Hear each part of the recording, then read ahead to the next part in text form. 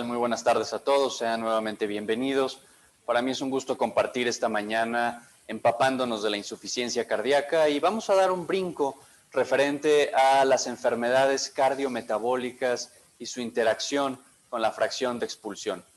Hoy en día las enfermedades cardiometabólicas, agrupadas bajo todo este gran espectro, representan la principal causa de muerte y discapacidad en el mundo. Aquí encontramos a la diabetes, a la hipertensión, a la dislipidemia y a un sinfín más de enfermedades moleculares que forman parte de este grupo de enfermedades cardiometabólicas y que, aunque a veces no lo sepamos, impactan en la fracción de expulsión. Hemos ya comentado que son enfermedades de una alta complejidad, puesto que intervienen altos factores de riesgo en la patogénesis de las mismas. Es falso creer que solamente los países de primer mundo son aquellos que tienen un mayor número de enfermedades cardiometabólicas. Esto no es así. Países en vías en desarrollo como el nuestro tienen un alto índice de enfermedades cardiometabólicas, como todos conocen, y en parte, pues nuestro poco acceso a la información hace que no tengamos las herramientas adecuadas para prepararnos y enfrentar a estas enfermedades cardiometabólicas. Hemos comentado ya a lo largo de la mañana que la insuficiencia cardíaca es un síndrome complejo y además de ser complejo es heterogéneo porque tiene dos grandes vertientes, su versión con fracción de expulsión preservada y su versión con fracción de expulsión reducida. Se proyecta que para el año 2030 sean más de 8 millones de personas afectadas con insuficiencia cardíaca. El mayor porcentaje estarán aquí, en fracción de expulsión preservada. Así pues, en términos generales, podemos entender a este complejo síndrome como una entidad que tiene dos grandes grupos, FEBI preservada, FEBI reducida, cuyos parámetros o cuyos puntos de corte ya fueron previamente señalados. Así pues, quiero mencionar que las enfermedades cardiometabólicas impactan de manera desfavorable a la fracción de expulsión. Es decir, aquel paciente que tenga enfermedades cardiometabólicas tendrá un detrimento en la fuerza contráctil del corazón. En un inicio, pertenecerá a los pacientes con FEBI preservada y posteriormente a los pacientes con fracción de expulsión reducida. Veamos a continuación cuál es el reto y cómo debemos manejar a estos enfermos. Las enfermedades cardiometabólicas son aquellas que vienen enlistadas en esta parte de la pantalla: obesidad, diabetes mellitus, dislipidemia y además una serie de condiciones metabólicas que no estamos muy habituados a manejar, como son la adiposidad abdominal y la propia resistencia a la insulina. ¿Cómo es que estas entidades metabólicas afectan a la miofibrilla? Mediante esta palabra clave, inflamación. La inflamación genera una serie de mecanismos moleculares que impactan en la contractilidad miocárdica, generan fibrosis y por lo tanto su primer paso y su primera afección es la insuficiencia cardíaca de fracción de expulsión preservada. Por eso es que se estima que existirá un incremento exponencial en los siguientes años, me refiero al corto plazo, en los pacientes que pertenecen a esta categoría, fracción de expulsión preservada. Y esto queda ya de manifiesto en este estudio publicado hace no mucho en Journal of American College of Cardiology. Vean ustedes cómo en la gráfica del panel de la izquierda vemos nosotros la incidencia acumulada de pacientes que tendrán insuficiencia cardíaca con fracción preservada. Y en el panel de la derecha vemos la incidencia acumulada de pacientes con fracción reducida. Y quiero que vean lo siguiente. Las líneas continuas, no punteadas, que ven en la fracción de expulsión preservada, representan a pacientes con enfermedades cardiometabólicas, en este caso con obesidad.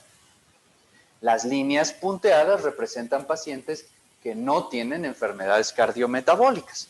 Conclusión, aquellos que sí tienen enfermedades cardiometabólicas, como es el caso de la obesidad, tienen una mayor incidencia acumulada de insuficiencia cardíaca con fracción preservada. Y el paciente típico que identificamos todos con fracción de expulsión reducida, pues sucede todo lo contrario. Las enfermedades cardiometabólicas no juegan un papel tan relevante. Y el segundo punto clave de esta gráfica es que ustedes vean cómo son particularmente las mujeres el grupo más vulnerable en este escenario de las enfermedades cardiometabólicas. Así que mucha atención debemos poner a estos pacientes. Existen 3 esquemas, existen 3 grupos de pacientes con FEBI preservada. Los primeros de ellos son los jóvenes, que tienen un BNP normal, pero que tienen ya una enfermedad cardiometabólica, entiéndase diabetes, obesidad o hipertensión o dislipidemia, que lo pone en riesgo de tener en un futuro algún tipo de insuficiencia cardíaca. Vendría a ser el equivalente al estadio A que mencionó el doctor Guizar en su plática anterior. Tenemos un segundo perfil de pacientes con fracción preservada, aquellos que son obesos y que además son diabéticos y que además tienen una tercera comorbilidad como apnea obstructiva del sueño y que muestran ya por algún estudio de gabinete, entiéndase casi siempre el ecocardiograma, algún tipo de alteración en la relajación. Y el último grupo de pacientes con enfermedades cardiometabólicas son aquellos pacientes añosos que simplemente por el hecho de ser añosos tendrán alguna alteración en la relajación y que además de eso pueden o no pueden tener enfermedad renal crónica. Sin duda, el prototipo que identificamos con mayor facilidad, y eso es porque es el más estudiado, es la cardiomiopatía diabética. La cardiomiopatía diabética hoy en día es el modelo a través del cual estudiamos a toda la insuficiencia cardíaca con fracción de expulsión preservada. La cardiomiopatía diabética es un remodelado estructural adverso, es decir, existe hipertrofia y fibrosis que a su vez nos llevan a disfunción diastólica temprana y como paso número 2, a disfunción sistólica tardía.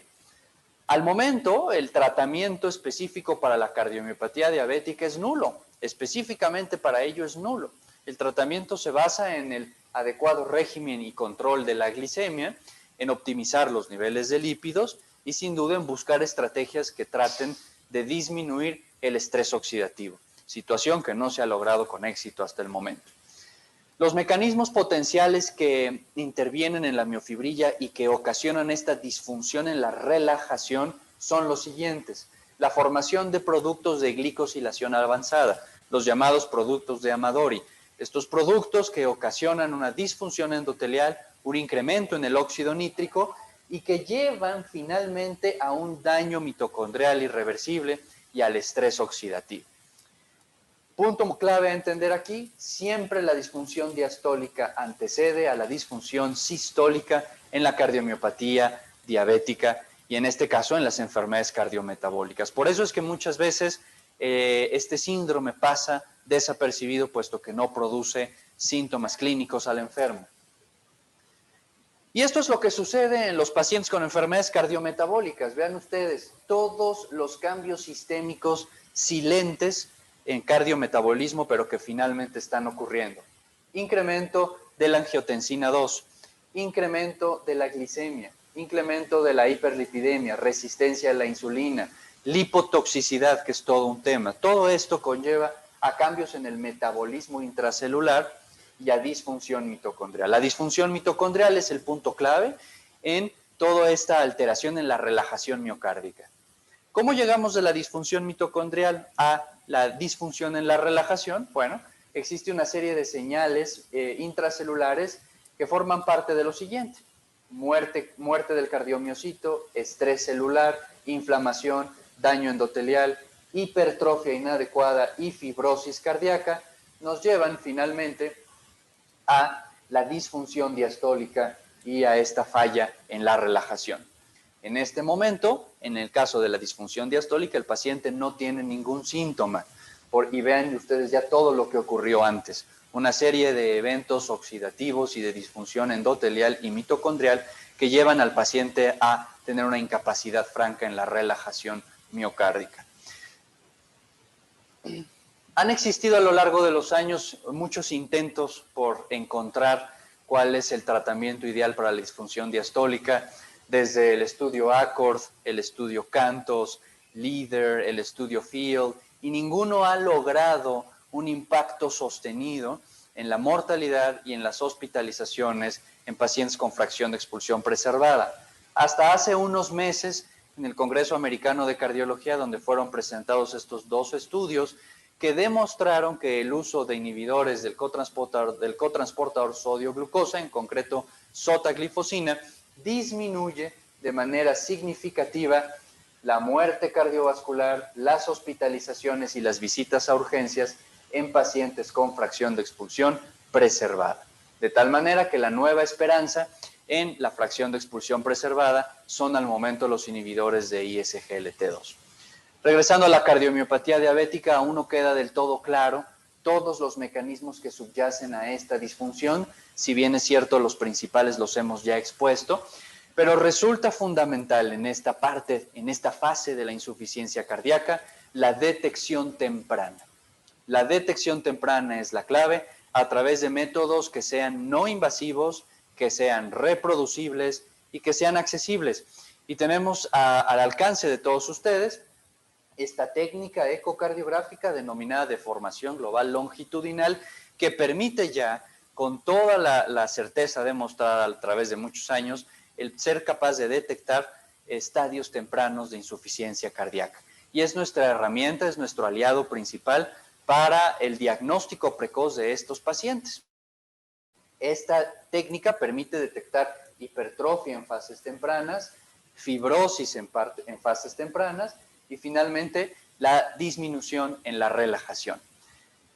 Parte y lo que tenemos disponible para todos ustedes es accesar a este Plan Nacional de Insuficiencia Cardíaca, en donde, si bien es cierto, algunos centros ya cuentan con equipos de ecocardiografía, no todos cuentan con el software específico para calcular la deformación global longitudinal, y parte de este sistema de referencia y contrarreferencia será ofrecerles a sus pacientes esta tecnología para detectar de manera oportuna la disfunción diastólica y prevenir que el paciente llegue ya a etapas avanzadas de la insuficiencia cardíaca. Porque el camino empieza aquí, el camino empieza en la detección temprana y en la prevención. En la siguiente, por favor. ¿Podemos hacer algo para tratar la disfunción diastólica? Hoy, de manera contundente, la respuesta es no, no en cuanto al tratamiento, sí en cuanto a la prevención.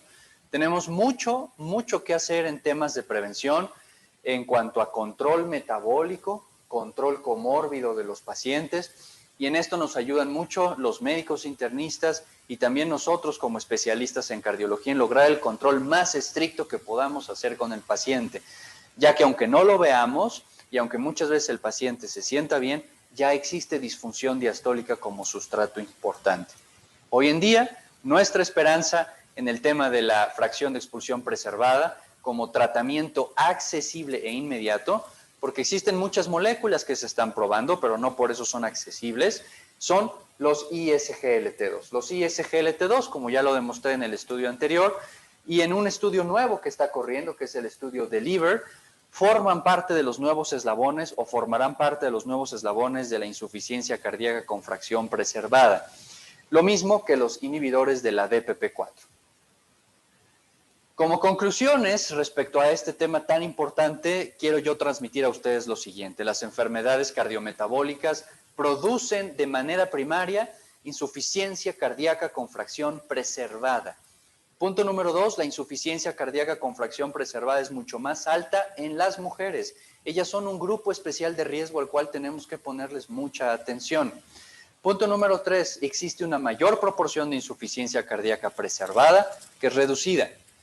La disfunción mitocondrial, el estrés oxidativo y los productos de glicosilación avanzada son el mecanismo gatillo en todo este inicio de disfunción cardíaca. Quiero mencionar a ustedes y hacer énfasis en que la detección precoz mediante técnicas accesibles y reproducibles es la clave para evitar la progresión y la mayor morbilidad en estos enfermos, y que hasta la fecha el tratamiento ha sido fútil en cuanto a fracción de expulsión preservada y que debemos concentrar nuestros esfuerzos en la prevención de estos pacientes y en mantenerlos en las metas más estrictas de control metabólico que podamos tener. Sin más por el momento, me despido de ustedes y agradezco mucho me hayan escuchado.